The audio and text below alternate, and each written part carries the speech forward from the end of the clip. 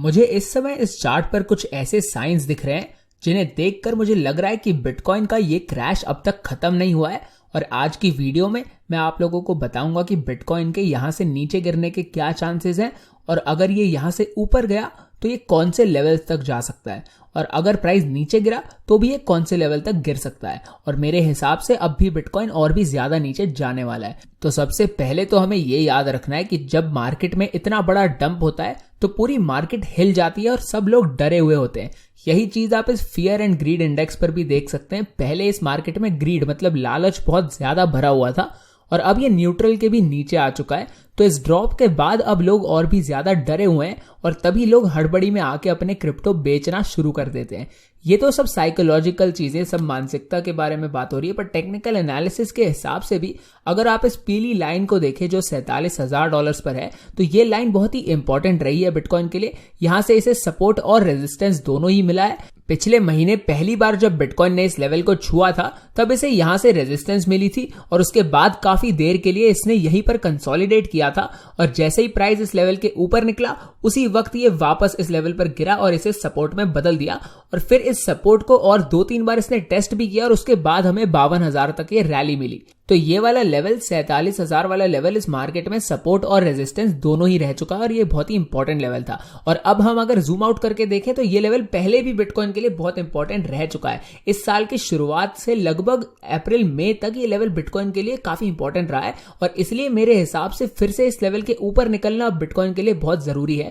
और अगर अब बिटकॉइन इस रेजिस्टेंस को नहीं तोड़ पाता और इस लेवल के ऊपर नहीं जा पाता तो मेरे हिसाब से इसका प्राइस फिर और भी नीचे गिर सकता है, क्योंकि ये लेवल रिसेंटली और थोड़ा पहले भी हमारे लिए इस चार्ट पर बहुत इंपॉर्टेंट रह चुका है। और इसलिए जब प्राइस इस लेवल पर वापस जाएगा तब बेयर्स के पास एक मौका होगा बिटकॉइन बेचकर और यहां पर शॉर्ट ट्रेड्स लेकर इस मार्केट से बाहर निकलने का। और ऐसा इसलिए होगा क्योंकि ये एक बहुत ही इंपॉर्टेंट रेजिस्टेंस एरिया है।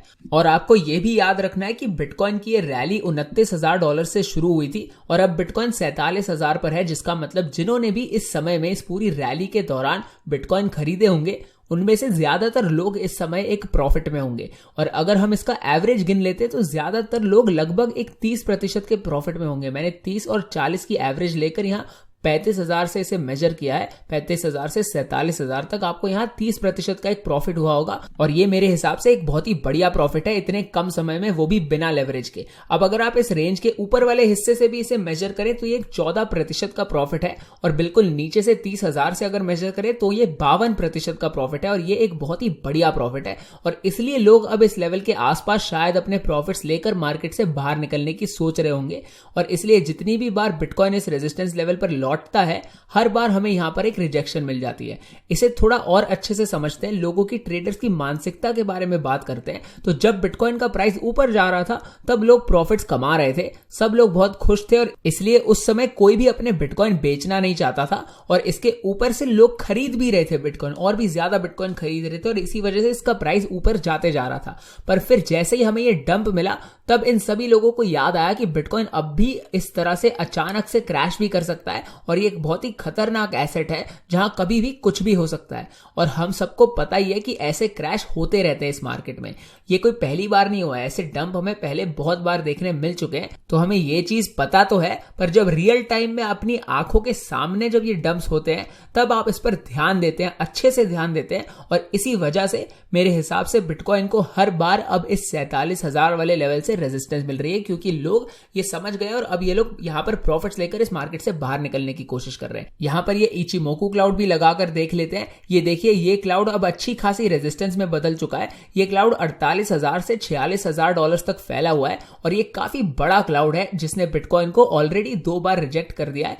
और इसलिए अगर अब बिटकॉइन फिर से थोड़ा सा ऊपर ट्रेड करके इस रेंज में आता है तो इसे यहां से फिर से एक रिजेक्शन मिल सकती है। मैं एनालिसिस करते हुए हमेशा खुद को चैलेंज करता हूं, खुद को डाउट करता हूं। मतलब जो भी मुझे लगता है कि मार्केट में हो सकता है, मेरा जो भी ओपिनियन होता होता है मैं उस चीज को गलत साबित करने की कोशिश करता हूं, और मेरे हिसाब से हर एक एनालिस्ट और ट्रेडर को ऐसा ही करना चाहिए, क्योंकि फिर आप अपनी एनालिसिस पर अच्छे से विश्वास कर सकते हैं और आप बिल्कुल श्योर हो जाएंगे कि आप सही है। तो मैंने यहां पर खुद से ये सवाल किया था, खुद को यहां पर एक डाउट किया था कि क्या ये मार्केट यहां से रिवर्स होकर अचानक से ऊपर जा सकती है, क्योंकि हमें एक बड़ी सी कैंडल कभी भी मिल सकती है जो प्राइस को अचानक से एक झटके में ऊपर भेज सकती है।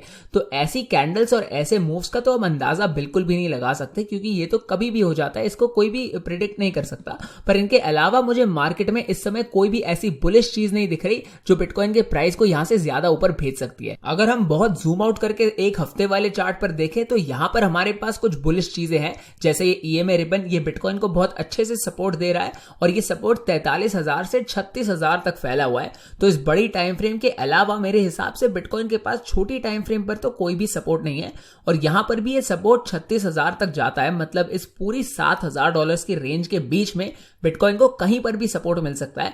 मतलब ये रेंज $36,000 तक बिटकॉइन के लिए बुलिश ही है, और इससे हमें यही पता चलता है कि बिटकॉइन अपने करंट लेवल से अब भी $10,000 नीचे गिर सकता है, और फिर भी उसे यहां पे मतलब फिर भी वो इस सपोर्ट जोन के अंदर ही होगा। तो अब थोड़ा जूम इन करके देखते हैं, और यहां पर मुझे तो बिटकॉइन के लिए कोई भी बुलिश पैटर्न नजर नहीं आ रहा। बिटकॉइन रेजिस्टेंस से रिजेक्ट हो रहा है, इसे यहां 45-46,000 से अच्छा सपोर्ट मिल रहा है, पर ऐसा करके भी बिटकॉइन सिर्फ साइडवेज रेंज में ही फंसा हुआ है। और आप देख ही सकते हैं कि ये एक तरह का बेयर फ्लैग पैटर्न है, और ऐसे पैटर्न में से निकल के ज्यादातर प्राइस नीचे की तरफ ही गिरता है।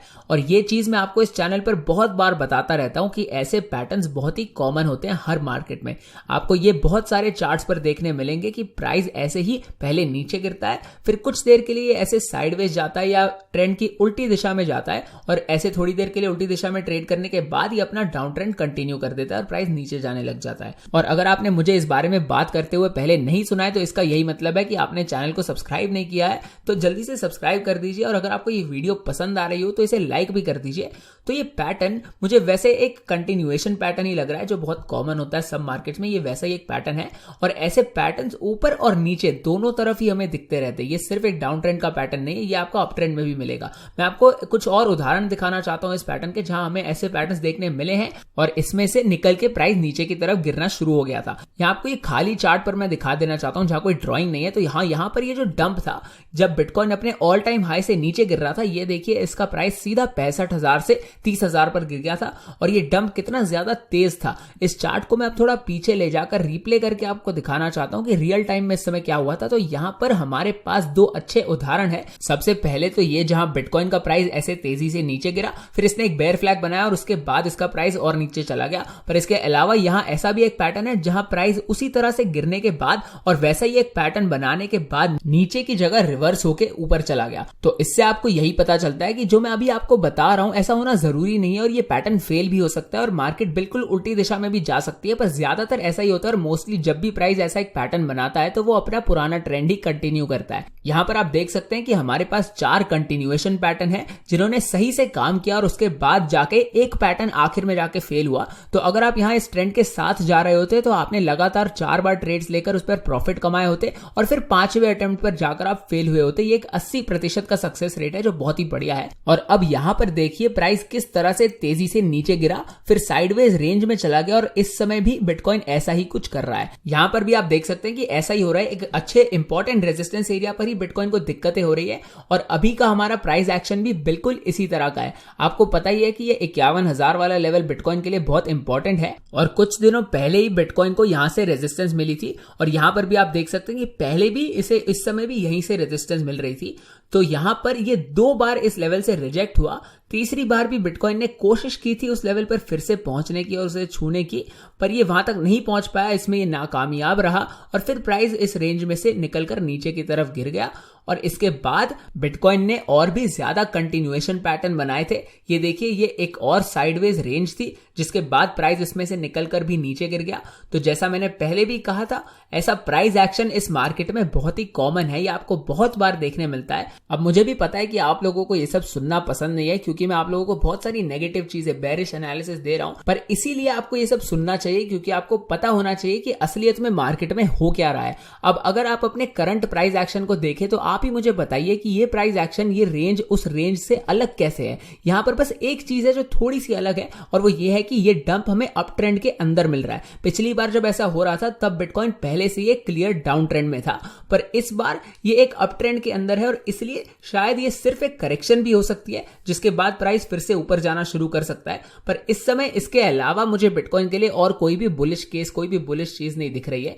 इसलिए अगर आप यहां पर डिबेट कर रहे हैं कि प्राइस यहां से ऊपर भी जा सकता है तो मेरे हिसाब से आप बिल्कुल गलत नहीं होंगे। मतलब ये ट्रेंड और बिटकॉइन की डायरेक्शन इस समय अच्छे से क्लियर नहीं हुई है, पर मेरे हिसाब से इसके नीचे जाने के चांसेस इस समय काफी ज्यादा है। और ऐसा सिर्फ इसलिए क्योंकि यहां पर बिटकॉइन के नीचे गिरने के कारण ज्यादा है। मतलब अगर आप ऊपर जाने के कारणों से कंपेयर करें इसे तो इसके नीचे जाने के जो रीजंस है ये ज्यादा है, इसलिए मैं कह रहा हूं कि इसके नीचे जाने के चांसेस भी ज्यादा है। और मैं आप लोगों को अब एक और चीज दिखाना चाहता हूं, और मैंने 2 दिन पहले एक लाइव स्ट्रीम भी की थी जो आप लोगों को मेरे अंग्रेजी वाले चैनल पर देखने मिल जाएगी। तो उस स्ट्रीम में मैंने यही कहा था कि अगर बिटकॉइन तेजी से यहां से रिवर्स होकर ऊपर जाना शुरू कर देता है तो ये मार्केट के लिए बहुत ही अच्छा होगा।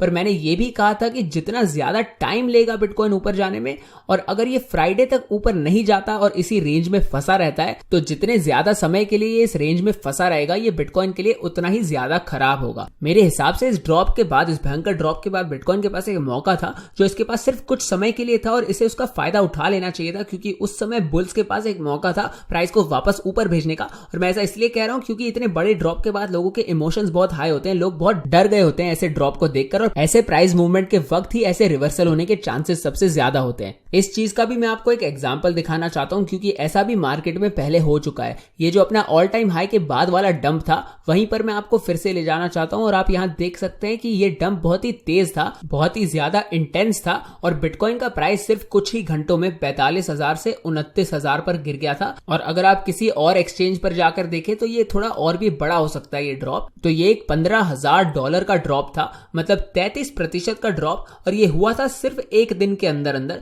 जो कि एक बहुत ही बड़ा मूव था। तो अब इतने बड़े सेल ऑफ के बाद यहां हमें एक बहुत ही बड़ी रिएक्शन रैली देखने मिली। मैं इसी मौके की बात कर रहा था। यहां पर बुल्स के पास एक मौका था सीधा प्राइस के डंप होते ही प्राइस को जल्दी से ऊपर भेजने का, और उन्होंने यहां पर हमें बिल्कुल ऐसा ही करके दिखाया। जैसे ही प्राइस 29,000 पर गिरा उसी समय बुल्स मार्केट में वापस लौट आए और उन्होंने एक झटके में फटाफट प्राइस को वापस से ऊपर भेज दिया। और यहां पर आप देख सकते हैं कि सिर्फ 4 घंटों के अंदर अंदर बिटकॉइन का प्राइस 36% से ऊपर चला गया था। तो मेरे कहने का यही मकसद है कि जब मार्केट में इतनी ज्यादा वॉलेटिलिटी और इतना ज्यादा मूवमेंट होती है तभी बुल्स के पास सबसे अच्छा मौका होता है प्राइस को फटाफट ऊपर भेजने का। पर अगर बुल्स प्राइस को जल्दी से ज्यादा ऊपर नहीं भेज पाते जैसा इस तरह इस बार हुआ था तो फिर प्राइस नीचे गिरता जाएगा और लोज बनाना शुरू कर देगा। और क्योंकि यहां पर हमें एक अच्छी रैली देखने मिली थी और ये लेवल जो 30,000 वाला लेवल है ये बहुत ही इंपॉर्टेंट लेवल था मार्केट में, तो इसी वजह से मार्केट ने इस लो को काफी समय तक नहीं तोड़ा था। तो इससे हमें यही पता चलता है कि एक ब्रेकआउट का या फिर एक पंप का सबसे अच्छा मौका तभी होता है जब प्राइस डंप हुआ होता है। मतलब जैसे ही डंप होता है, मतलब सीधा डंप के बाद उसी समय प्राइस को वापस ऊपर भेजने का चांस सबसे ज्यादा अच्छा होता है, और बाद में मेरे हिसाब से ऐसे प्राइस के ऊपर जाने के चांसेस फिर कम होते रहते हैं। तो यहां पर अब भी हमारे पास एक मौका है, पर अब अगर ये मौका बुल्स ने गवा दिया तो इसका प्राइस फिर काफी नीचे गिर सकता है और ऐसा एक मौका मिलना, वापस से मिलना बहुत मुश्किल हो जाएगा। मैं आपको अब ऐसा ही एक और उदाहरण दिखाना चाहता हूं जिसे देखकर आप मान ही जाएंगे कि जो मैं कह रहा हूं वो सही है और इस मार्केट में ऐसा बार बार होता रहता है। तो यहां पर इस डंप पर ध्यान दीजिए। यहां पर बिटकॉइन पहले बहुत तेजी से एक रॉकेट की तरह $30,000 पर पहुंच गया था, और अगर आप उस समय 4Flies VIP का हिस्सा थे तो आपने मुझे इस मूव को ट्रेड करते हुए भी देखा होगा। मैंने यहां पर एक ट्रेड लेकर 300% से भी ज्यादा का प्रॉफिट कमाया था, वो भी सिर्फ इस छोटे से गैप को ही ट्रेड करके।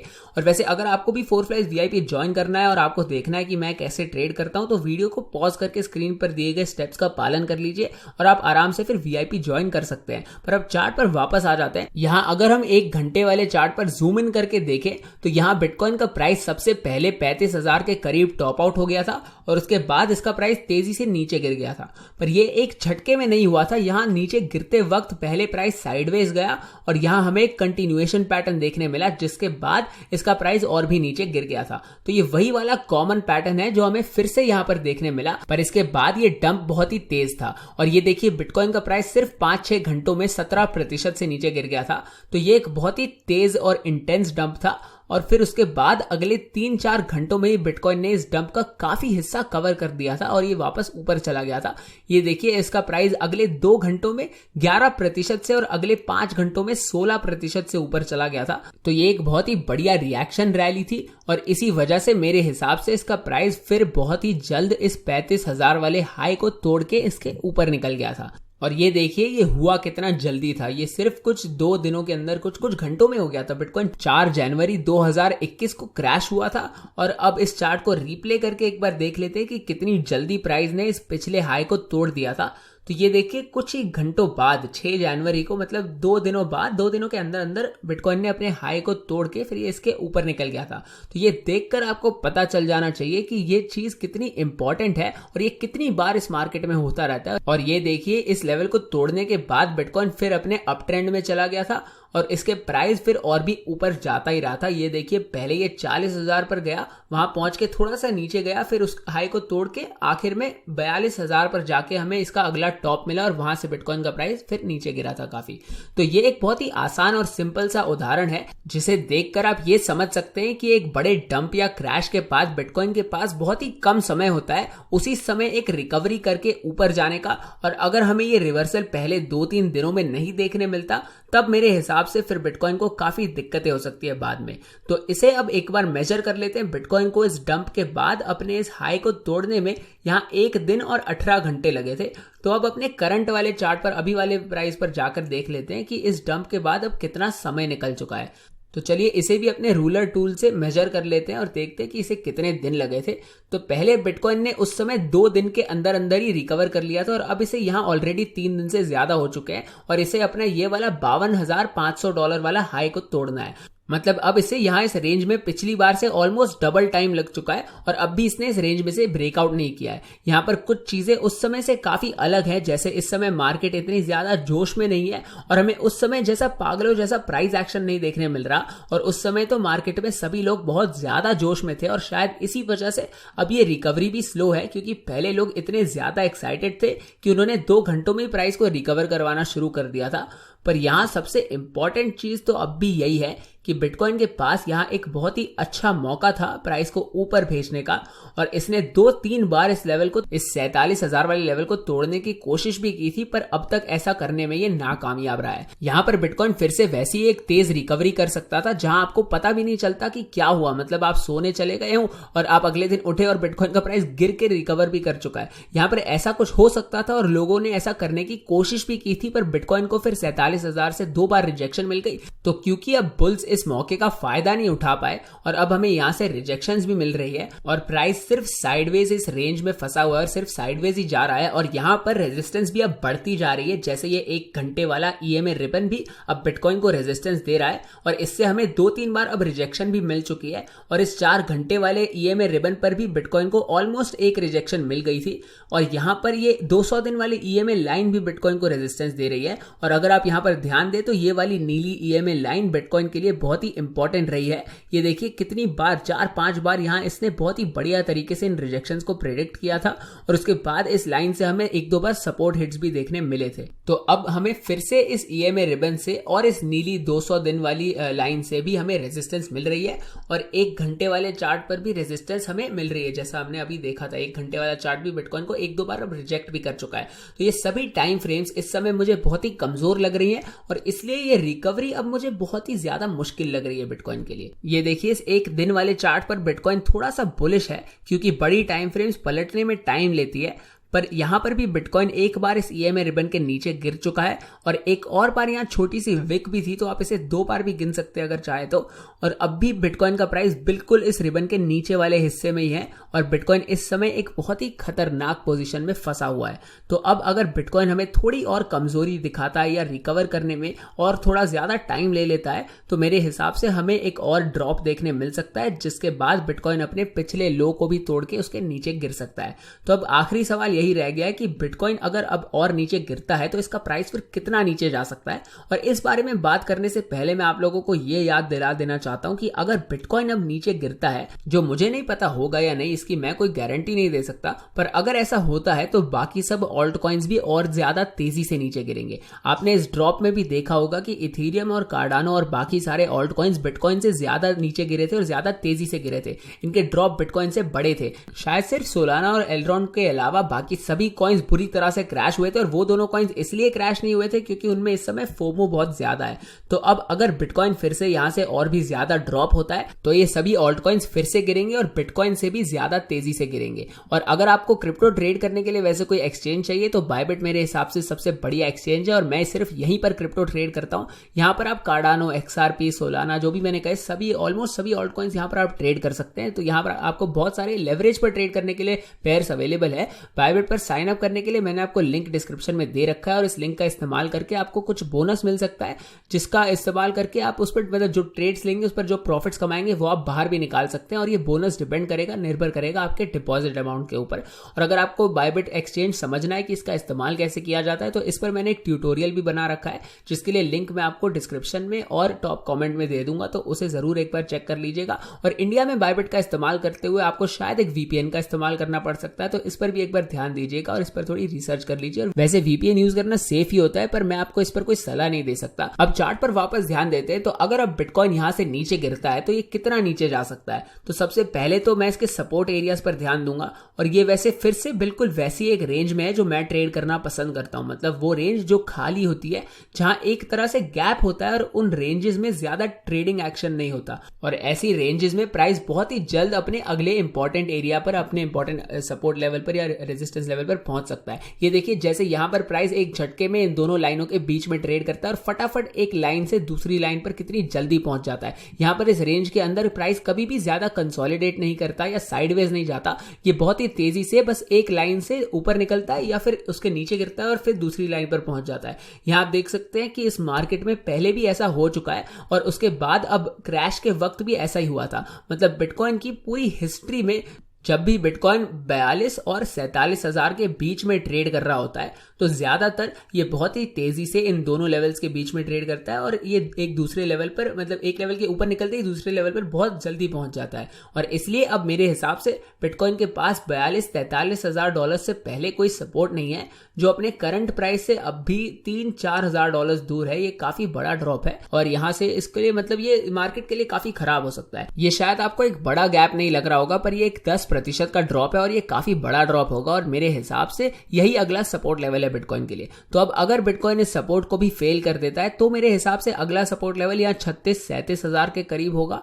तो ये बिटकॉइन के लिए अगला इंपॉर्टेंट लेवल है। ये यहाँ पर ये आप देख सकते हैं कि ये जो बॉक्स मैं बना रहा हूं, ये ग्रीन बॉक्स, तो अगर अब बिटकॉइन यहाँ इस 42,000 वाला लेवल फेल करके इसके नीचे गिर जाता है तो ये सीधा इस लेवल पर गिर जाना चाहिए, और ये लेवल भी बहुत इंपॉर्टेंट रहा है इसके लिए, आप देख ही सकते हैं यहाँ पर।